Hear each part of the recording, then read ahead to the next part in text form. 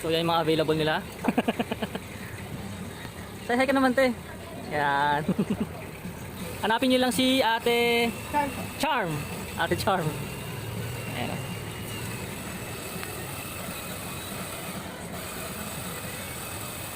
Talagang ganda ng kape nila, oh. So dito lang to sa ano? Barangay, parang Zamora Street. Anong school to, te? Parang elementary school? Yan, ito, parang elementary school. Lapis sa NGI. Yan. Meron na rin pala dito.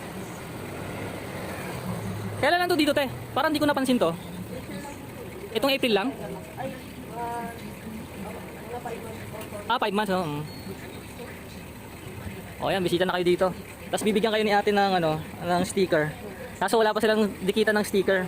Oo, wala pa. Ayaw pa dikitan ni ate dito eh.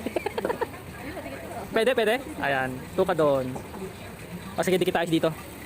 Saan pwede? Kahit saan? Yan na, nakadikit na yung sticker. O yan.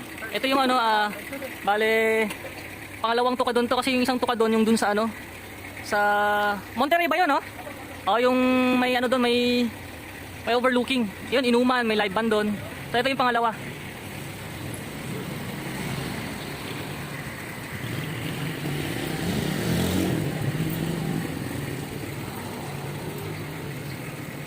Ano ba yung in-order nila?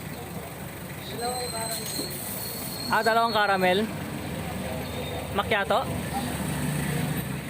So, yan. Yan o. Yan. Naka-tape na po pala. Oo. Oo yan, sa gilid na lang. Ayan. Oo. So, salamat Ate Charm.